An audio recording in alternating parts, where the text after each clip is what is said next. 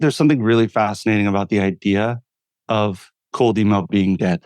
There's no real reason to declare anything dead, except when you declare something dead loud enough, that de facto means that some people will turn away from it and not even try it, which always supports the people that have cracked the code on that particular method.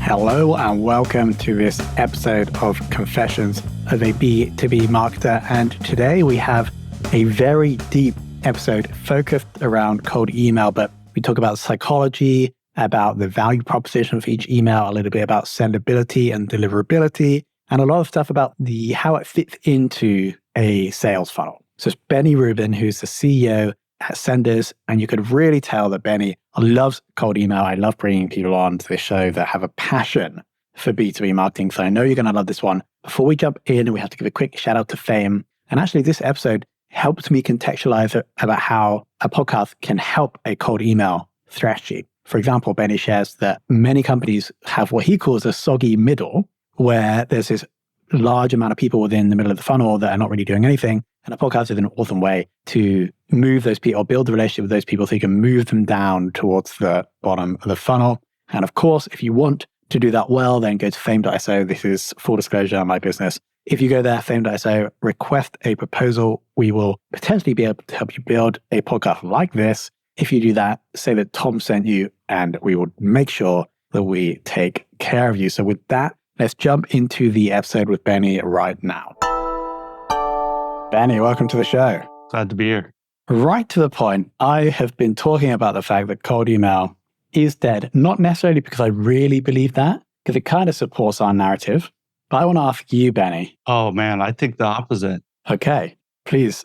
No, it's not that I feel the opposite directly, that cold email is dead or not dead.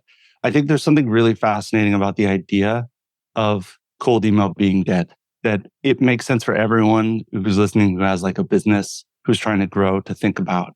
There's no real reason to declare anything dead, except when you declare something dead loud enough, that de facto means that some people will turn away from it and not even try it, which always supports the people that have cracked the code on that particular method. So I would say that if you went to market and you said, I have a really great value proposition and I'm going to send my value proposition to my target market, in that sense, unless it's a target market that's very receptive or a value proposition that's very immediate, you're probably not going to have good results. You're just not anymore. Years ago, when we started doing this in 2016 is when we started doing this professionally. And now we're way deeper into this than almost anyone probably in human history has ever been. We sent 30 million cold emails in the last 12 months. And we concurrently oversee the cold email for 80 B2B organizations, most of them venture-backed. So there's a very intense need for these emails to be going out. The direct value proposition emails used to work because software products were fewer, products and services were fewer. Using cold email as a channel was more rare. And overall, that meant that the targeting felt better. So when you got a cold email that said, hi, Tom, if you're stuck in the Salesforce ecosystem, but you're looking for a way out, we have a new CRM. It's called HubSpot. There were like 3 CRMs. So you're like, okay, yeah, I'll have a look at HubSpot. And you were okay being like, well, my Salesforce instance, my annual contract expires in May. Okay, it's a good time to have a look. What are the features and benefits of HubSpot? Oh, here they are right here in the email. Let me reply and express interest. The big shift that's happened is that side, bank shot, orthogonal value propositions just perform a lot better than direct value propositions. So is cold email dead for a lot of direct value proposition emailers? Yes. We're talking 0.1% interested reply rate. 1 out of 1,000 will be like, yeah, that sounds cool. I'll take a demo of your product. But if you're flipping the narrative, you've engaged with Fame, you have a podcast running, and your cold email to someone is, would you like to be a guest on my podcast? That value proposition is way more interesting than, do you want to have a demo of my product? So if you're changing the value proposition to something that is ultimately more enticing, more flattering, more interesting, that one's not particularly scalable with air quotes, but there are things that are more scalable. Hey, we've built a really great customer community of 2,000 people in your market, same as you. Do you want to join? That could be a pretty good value proposition depending on the target audience. And then you're seeing not 0.1%, but potentially 1%, 3%, 5% sometimes even 10% interested reply rates, because you're not trying to get them to become a high intent lead from cold email. Doesn't seem to be how a lot of B2B consumers act anymore. You're trying to get them to become a high intent consumer of something that brings you into their realm. So what we're seeing is cold email as a direct mail lead channel on the decline. Cold email as a way to bulk your middle of the funnel to get more people into your ecosystem for then future vetting, picking from to try to do demos, et cetera, is very much strong, healthy, and on the rise. And that data bears itself out when you look across the 75, 80 concurrent clients that are sending. Does that make sense?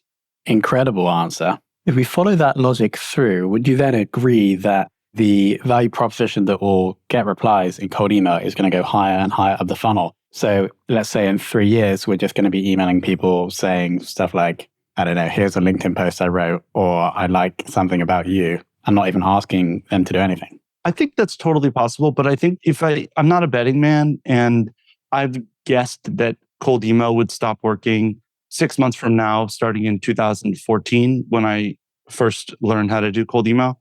So it's tough to say. Well, let's talk about what I think is actually happening. I think that as the internet age progresses, we have more and more affinity groups that we believe that we're a part of or somewhat a part of. So let's abstract it out to make it a little bit more fun, because HubSpot user is such a boring thing. Let's imagine that your loved one is a major Swiftie. You are now in an affinity group called My Loved One is a Major Swiftie. There's an entire market of My Loved One is a Major Swiftie, because there are people that say, hey, it's the holiday season. Are you in a relationship with a major Swiftie?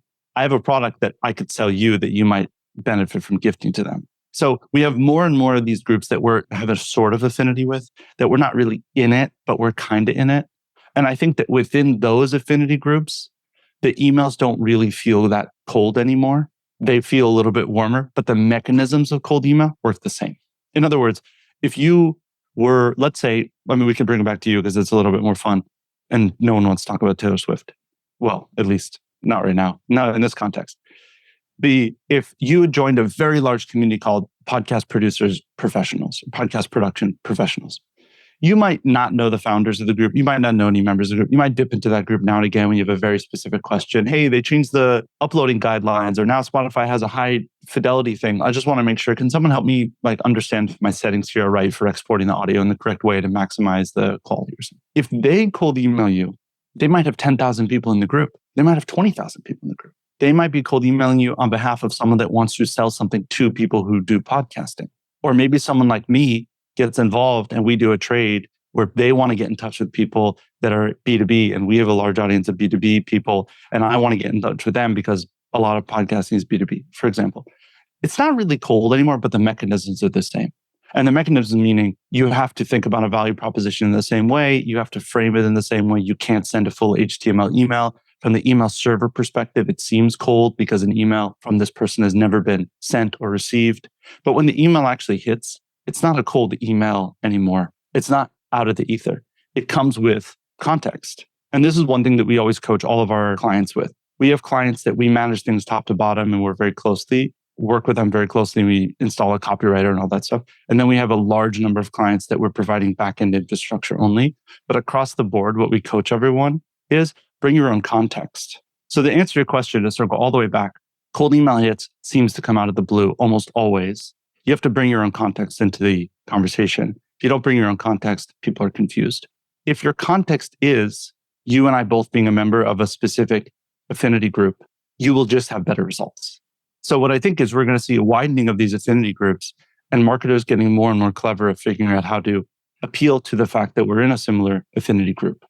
If you go over the top with it, too wide, I'm reaching out to founders. I have lots of, well, it's too broad. Same thing happens if it's, we work with many fill in the blank.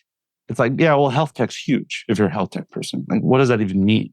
Software companies, like every company is a software company.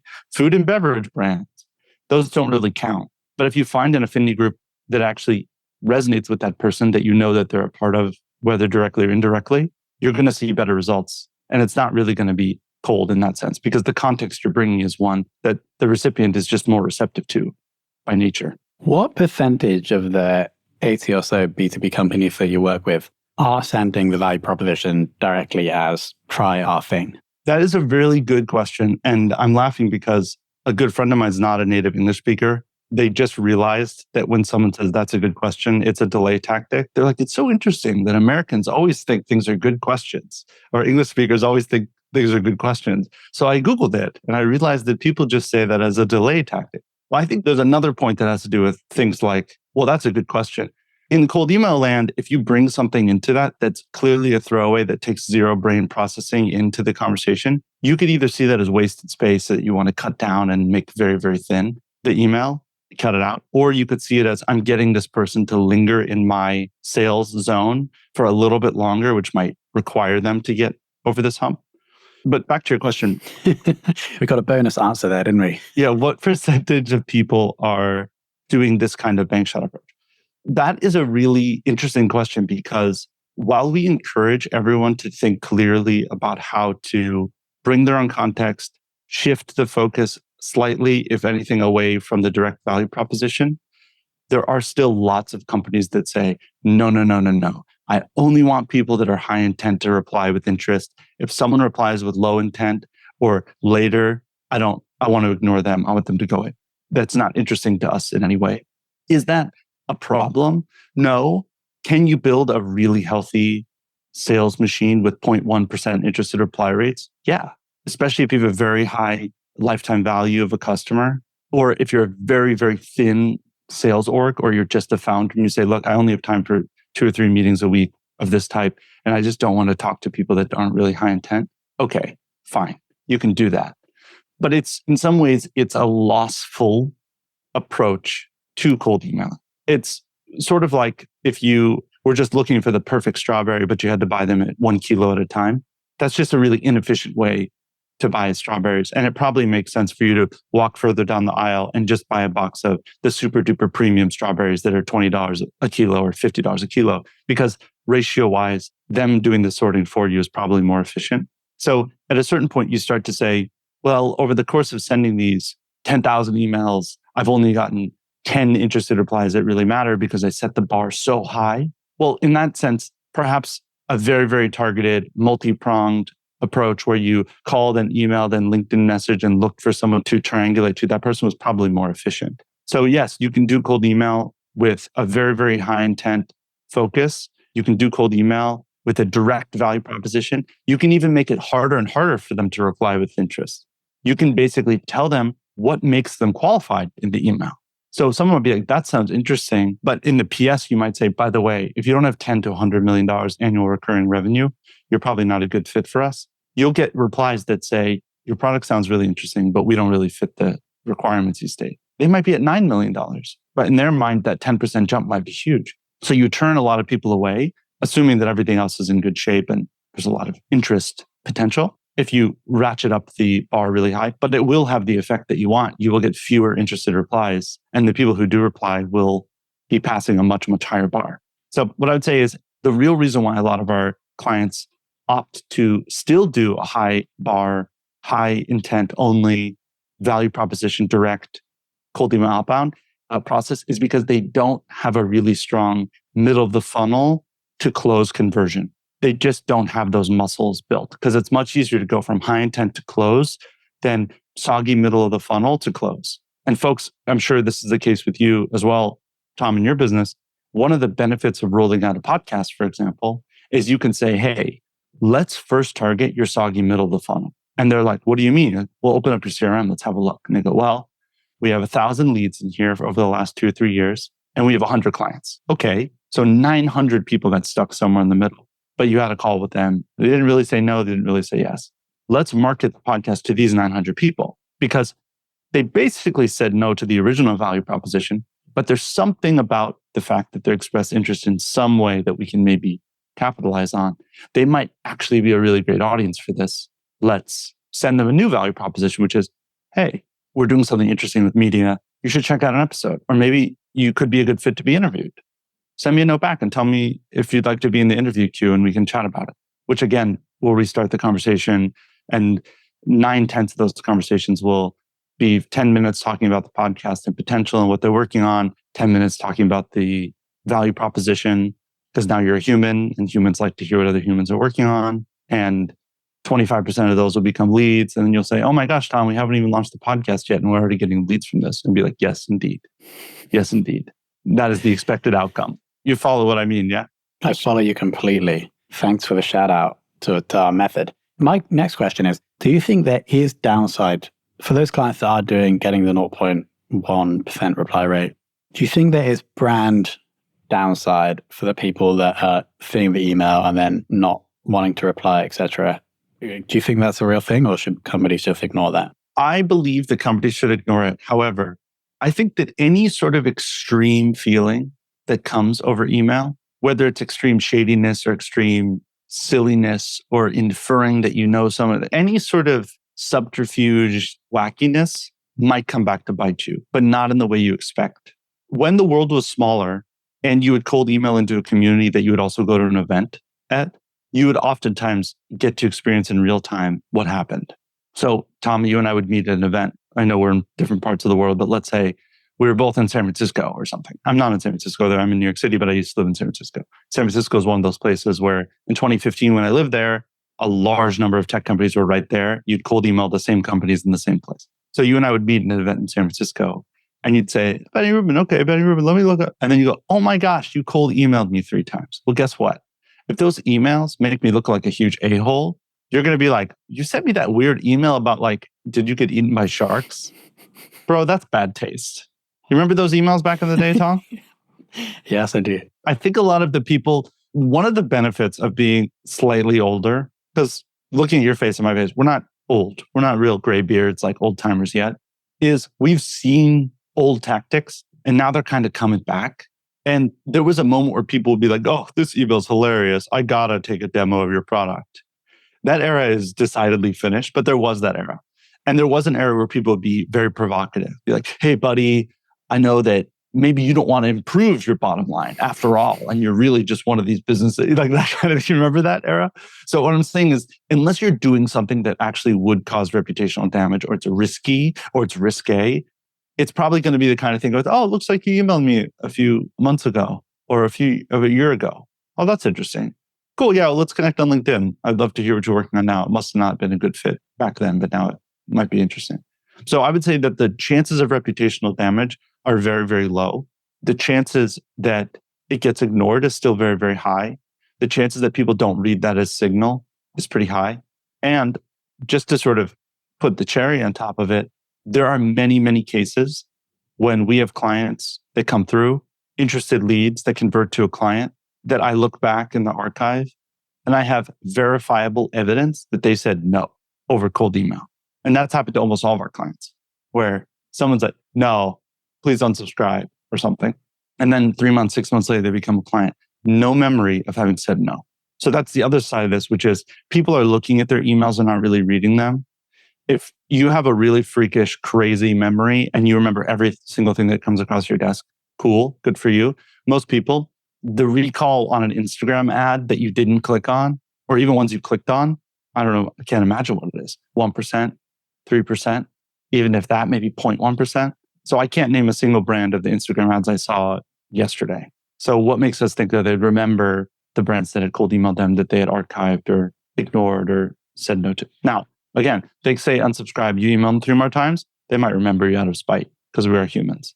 A take on cold email that I heard recently that I really liked was that it can also be used as another impression for the brand. E.g., if you are sending something, it definitely isn't like scammy or aggressive, but does convey something about your view on the market or your brand, then even if you're not getting the conversion or the reply then, in 6 months, they may remember that and that will help with the process. If that's something that you also agree with, and maybe try to optimize emails for clients. I think that there's potential for that.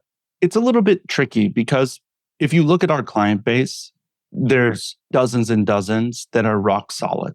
And then there's a dozen or so that are waffly, wishy-washy in it, trying to hit some sort of milestone and not some milestone. So just to define that separately, there are people that say cold email is part of our outbound sales process. We're doing LinkedIn, we're doing telephone, we do email. Email is the highest volume of them. We're going to engage with senders because senders focuses on exceptional deliverability, sendability, gets us off sending Google, all these things. For telephone, they're going to engage with someone else or they're going to do it themselves. And LinkedIn has its own limitations, but they're going to do it their own way. All that's great. So using cold email as a brand awareness tool, I'll give a quick example. For one of the most effective ways or effective pieces of communication about our business fame is the story of how the company started. And so we've had a cold email campaign where in the first email, it's pretty long, like 300 words maybe, explaining in bullet points the story of the company. And my belief is that the more people know the story, the more people remember us, and that will help, even if they don't reply to the email. That makes sense? I think that's great. But keep in mind that is a value proposition email. You're just not framing it as a value proposition email. Your value proposition is enjoy this story. And keep in mind that long emails, like we talked about a second ago, give people more time to put themselves in the frame of mind that you need them to be in order to decide that they want to have express interest in what you're working on. But I would say that it's working slightly differently than you imagine. Typically what's happening is there's a transferring. Email is a waypoint. It's not a destination for almost anything for a B2B buyer. So you've managed to get into their inbox, which is great. They've opened it, which is great. They started to read, which is great. You made it compelling in some way, which is great. Length can help. You've got them into a special zone. 9 times out of 10, they're taking some sort of other action that is meant to demark current or future interest. So the way that people do this is they open the link to your website and they bookmark it and they add it to a folder called maybe things for later. That's one way. They forward it to their marketing colleague and say, something to consider for Q2. They hit reply and they put the task on you. Hey, this could be interesting for Q2, Q3. Circle back then. Or they star it right there in their inbox, like, oh, this is an email that I'll revisit later, which they probably will never do, which is okay. But they're making an effort to get this into some sort of medium term or longer term memory process. And then, of course, the holy grail is they reply with, hey, sounds great. We're thinking about launching our own podcast initiative, but you might be the answer to shortcutting it. But they have to take some sort of next action. I think it's very unlikely that someone reads it and goes, interesting, archives it. It would be really hard, I think, for them to remember it. Now, that said, if they are the type of person that searches their inbox for things all the time, they might go back to their inbox when their CMO says, hey, we should maybe consider doing a media thing. Like, maybe we should team up with an agency. Let's go out to market and figure out who it is, who we should work with. It's possible that they could go back to their inbox and use it as a search engine. But then if they're using it as a search engine, it's going to be hard for them to remember anyway, because if they type in podcast, that's going to produce a lot of weird results. Podcast agency, that's going to produce maybe a combination of weird results. They're not going to remember Tom's name. That's too generic. But it's possible that they could dig through their email and be like, aha, here it is. This is really interesting. So I think it's more likely that someone will have to take some sort of action. And if your intent really is for it to be a long-term play, you need to tell them exactly what longer-term action you want them to take. I'll give you a real example. We have a client that is an interior design related thing. They have exceptional results over cold email, absolutely exceptional. Their call to action is very straightforward. It's, can I send over a digital lookbook? Why? Well, they told us, and they're correct, that all the people that they're emailing to, interior design folks, interior architects, keep swipe files or lookbooks or whatever they call, I don't even know what they call them, on their desktop that they look at for inspiration. So what they do, the value proposition that they're basically saying is, here's what's in the lookbook that's interesting. It includes the interior layouts and designs for these 3 awesome companies' offices, whatever it is. It's companies that are interesting, like Airbnb or that we had a part in. So that person thinks, oh, okay, an interior shot of an office that might be useful for a later project. I'll grab that. Sure. They reply with, sure, send it over. Now you've gone into their long-term memory bank. So an example would that be if you said to them, here's the story, and I made an audio recording of the story exactly in the format that we do podcasts for our companies. Click here and add it to your podcast stack. So later, if you're trying to figure out how to imitate a really well-done business podcast, you'll have it handy. I mean, that's a little bit heavy-handed, but it's possible you could do that. Or even better, you could say, if you hit reply, I'll send over XYZ for you to add to your thing just in case, or when you're ready to, or if you're looking for this or that. Like, your market better than I do. I'm not going to be able to come up with something super clever. You might actually be able to get them to do the one kind of action that you think will really contribute to that long-term process. And in the process, they can actually convince themselves that maybe they should take an informational call right away. So I would say that your supposition that there is a value in cold emailing, not for direct, but for brand awareness. Why not? If that is your goal, then you probably should think through it all the way to from the beginning to the end of the email. How are we leading people to that particular outcome that you want to do? For that interior design example, I'm assuming we're seeing reply rates 1% or above. That one would actually blow your mind. I wish that if I had a little bit more prep, I could have gotten the client name out of it and just shared screens. But in their group, keep in mind, there's a lot of layers happening. If every layer is 1% to 2% interested reply rates, if you're layering 5 layers, what do I mean by that? You're emailing interior folks with a value proposition that's very, very natural to them. It's catnip to them to see things. They want to see things. You don't send it attached because then they're going to click and not reply because they're not replying people. They're visual people. Okay.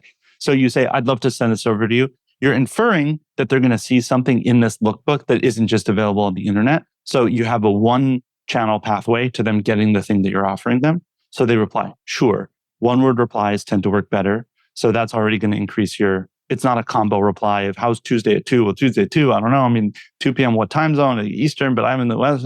Okay. People have succeeded with that for ages, but it's not really the most potent way. So that's going to increase your reply rate. You get them down to one word reply. Sure, I'll have a look. Yeah, I'll have a look. Okay. Now you're already in their affinity group because you're clearly design people and they're clearly design people. So even though the affinity group is very, very large, if someone says, I'm an interior designer, I'm an interior architect, that's identity oriented. And it really means something. If you're at a party and someone said, I'm an interior designer, cool. You're going to assume they're doing one of the 3 or 4 types of interiors that exist in the world. Some sort of corporate interior, some sort of home interior, some sort of whatever. It's going to be an interior thing.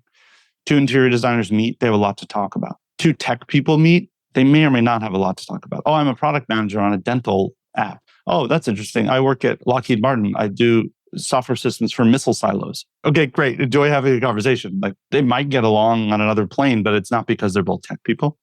So that layers on and on. In this case, there were so many layers of things. Plus, they had been written up in a very famous architectural magazine that they linked to in the post, which also increases the et cetera. The high point of this was a 10% interested reply rate, which is fantastic for them. Now, keep in mind, we're like, that's amazing. And you're like, that's amazing. What does that do to an organization if you actually succeed? Your middle of the funnel gets really, really soggy, really soggy. So we oftentimes have companies that are doing really well with cold email that come to us and say, we need to scale this. We need a 10x it. Say, great, that's what we specialize in. We'll help with the domains, the IP addresses, the DNS records. We have a very refined method of doing this. We will 10x it. They get a very soggy middle of the funnel. They say, yeah, but our conversion rate isn't improving. Well, yeah, because deeper inside your company, you need work on how to convert from the interested reply to interested, that's low intent, to the lead, which again, you should hook up with someone like Fame. You should get a podcast going. You should have a proper email newsletter. You need to really think about the middle of the funnel as a low intent zone. But it's not a panacea to get a whole bunch of interested replies. Let's talk about LinkedIn and specifically about the first posts you ever did. Sure. I did not post anything on LinkedIn forever. I think that there wasn't a single post on my LinkedIn, and I've probably been on LinkedIn since 2000, I don't know, maybe 6 or 7. And the reason why I never posted on LinkedIn is I never had any reason to post on LinkedIn. This current business that we have, I built it way past $1 million in annual recurring revenue without doing anything social at all. In fact, I didn't even choose a company name or even build a website until I was past $1 million in annual recurring revenue. And we can dig into what I was doing and why, and we can make all sorts of arguments about how the world was different in 2016 or something like that. Largely, I believe that most things are done with a brick wall and a chisel. And lo and behold, if you stand at the brick wall every day and you chisel, you'll break through the brick wall. So that's just how I always thought about it. You cold email someone, you have a conversation with them, they assess you based on your credibility. Maybe a small percentage go, you don't even have a website. But most people don't think that. They take whatever you say. You bring your own context. We talked about that earlier. You bring your own context to the meeting. They go, oh, I see what's going on here. You used to do X and now you're doing Y, and you share screens and show me what you're working on. Sure, I'll take the leap and work with you. Enough people take the leap and work with you. Those people introduce other people. Lo and behold, you build a really healthy business out of it. But when we started doing this in 2016, we started as a lead gen, cold email, B2B lead gen agency. By 2020, the sands were already shifting. Google was already limiting the number of emails that you could send cold. Most people don't remember this era, but you used to be able to buy a new domain, hook it up to Google, and within a day, you could send 400 emails a day, no problem. They would never suspend you and flag you. It was almost impossible to go wrong. By 2020, that number was down to 100. Now, some people can send 20 emails without getting flagged by or suspended by Google. So in 2020, we bulked up the team with more technical folks, and we made a decision. We're not sending any more emails from Google at all. We're just taking that off the table because our goal was to build sustainable, long-term cold email pipelines for companies that really needed them, not one-off real estate scammers or people doing a quick fundraise, not that kind of thing. Companies that say, hey, cold email is a part of our B2B outbound process. We have a large enough total addressable market. We basically know what we want to tell them, or we want to work with you to figure out what to reach out to, what to say to folks that we reach out to. So we said it's unsustainable to send over Google if there's a gray cloud hanging over all this activity. And at any time, they could cut the cord, suspend you, create problems, whatnot. From 2020 to 2023, which was last year, currently we're in 2024, just for those that are keeping track on the calendar, Google constricted and constricted and constricted. And what happens when someone like Google constricts and constricts and constricts, all of these folks that specialize in workarounds come out of the woodwork. They start saying things like, oh, if you're sending from Google, then you should only send 20 emails per day or 50 emails per day. That's the maximum. That is not a fact. That's a heuristic. That's their own experience. Oh, you're sending from one domain, you should be sending from 10 domains or 20 domains. Also very silly. That's not really how email needs to function. So what happened is the dark, noisy, workaround, hacky folks got louder and louder and louder and louder and louder. And I was spending more and more time in conversations with clients and prospects saying, where did you hear that? That's weird. Well, that doesn't comport with reality. Let me share my screen and show you a client that's sending 4,000 emails a day from a single root domain without any problems at all. Why do you have 50 domains? We have companies that come to us with 150 concurrent domains sending email. It's wild. It makes no sense. So at a certain point, all this noise started to bother me. So I fired up the old LinkedIn account and I wrote a post that was basically aimed directly at my target audience, which is largely venture-backed or companies that have their stuff together and are trying to do cold email for a normal way. What ended up happening was a lot of those people got the message, but there aren't that many people in the world, maybe 3,000 to 5,000 of those people in the whole world that run or involved in a sales org where cold email really makes sense, that they're trying to do things right. They can't really roll the dice against some weird risky thing. But what happened was that message got amplified widely and wildly by all of the people that are doing the reckless and wild 50 Google Workspace account process. They all jumped into the thread to sort of, defend. It doesn't really do anything for them, but they somehow want to be involved in the conversation. So the message got amplified really, really widely. I think it has hundreds of thousands of views at this point and continues to be. I think I get messages from LinkedIn that tell me, I think it gets like between 3,000 and 5,000 views a week now, which if you're a B2C marketer and listening to this, that's a very small number. You're like 5,000 people, that's nothing. But in B2B land, especially if you're a company like mine that concurrently has 80 clients, 3,000 to 5,000 people seeing a message that's long, in depth, and shows a certain kind of expertise, that's very, very valuable. We get a lot of companies that come to us and go, okay, fine. Now we're ready to work with you. And I'm like, who are you? I don't even know you. Because they say, yeah, well, we've been trying to do the Google Workspace thing and we thought we were clever and then it caught up to us and now we want to switch to something better. I'm like, well, great. So the process happens because of this. Well, I was going to say that we all make this marketing material with the view of trying to reach our target audience directly. And oftentimes there are lots of other forces that are aimed at those same people directly or indirectly or orthogonally or whatever. And we accidentally only reach a small amount of the audience. And the rest of the way, the rest of the water is carried by the person that is also aimed at that audience. That's just a pure echo. And that's not something that I anticipated or thought about when I made that post. Rolling back on it, when you look at the post and you read it, you start to think, okay, this was really designed to go viral in this way. He made it deliberately provocative. He wrote the title, but actually it was me being quite fed up. Now, if you're packaging this up and trying to do this as a technique, largely if you start a business, you probably are fed up with something. I would say in the case of your business, Tom, for example, it's very easy to spin up a podcast, but to spin up a podcast that's actually listenable, that actually achieves a marketing objective, that has all the pieces in place to be effective, just takes a lot more nuanced work. And my guess is you're talking to a lot of companies that are saying, well, couldn't we like just do it on our own? I mean, what is it? You got a microphone, yeah, you could hack it together. And you're like, yeah, sure, you could hack it together. If you want to do it right, we do it right. Look at all the companies who are doing it right for. So I would say that there's some benefit in there to thinking about who you're upset at. For example, if you made a post that said, if you don't know about compression, don't call yourself a podcast agency. All the people that say, oh, I'm a podcast producer that don't know anything about that might come out of the woodwork to be like, what do you mean? Compression's not that important. Spotify and all the platforms compress it automatically when they upload it. Like if you don't know how to use Pro Tools, don't call yourself a podcast producer. You're basically going to write a piece where people who are thinking about hiring you are going to be like, that's pretty clever. Like, that's interesting. I didn't understand the value of compression and the difference between uncompressed audio versus I'm making stuff up, but you get what I mean. You're going to end up riling up all these people. And then potential customers are going to say, well, that's weird. This person who called themselves a podcast producer is yelling at Tom. But clearly, Tom's the authority here. For sure. We get a bonus marketing psychology tip from our cold email expert. Benny, I don't think I've ever met anybody who is as passionate and eloquent about cold email. But what I think of the good thing about you is that you also, it's obvious, have a very good understanding of the context in which cold email sits, like the B2B marketing process, etc., which I think obviously your clients find very valuable. So I'm going to link to that post below. Sure. Yeah. Read it. And I'm also going to link to senders. Yeah. Comment on it. Tell me what's wrong with it, people. I'm commenting right now. We're going to link to senders. We'll link to your LinkedIn profile. Anything else we should mention or link to? If you think you're having an email deliverability problem, all you listeners, if you think my emails are likely going to spam and you have evidence of it, you might have a problem.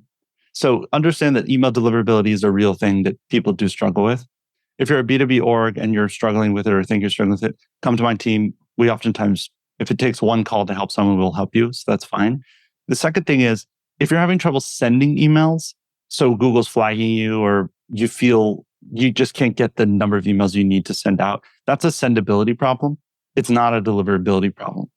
So understand those two things is something I really want folks to sort of take away from this conversation, that you can separate those things out. Either way, you can come to my team and we're happy to discuss it and help you in any way we can. If you're having poor results, think about your value proposition and probably reach out to Tom and get your podcast going, because people are much more interested in becoming a guest on a podcast or listening to a podcast that directly relates to the thing that they're doing in their business than they are probably in seeing a demo of your product or joining in a very high intent position in your funnel. That's my closing salvo. And also my email is benny@senders.co if you want to send me a note directly. And you can also add me on LinkedIn, send me a note. Benny, thank you so much for coming on. Hey, thank you.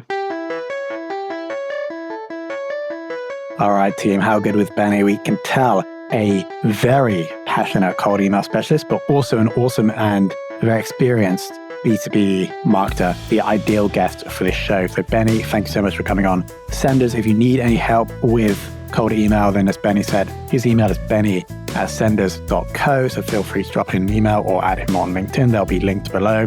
Of course, thanks to Fame for sponsoring and producing this show. If you want a podcast like this, please go to fame.so for more info. And of course, thanks to you for listening.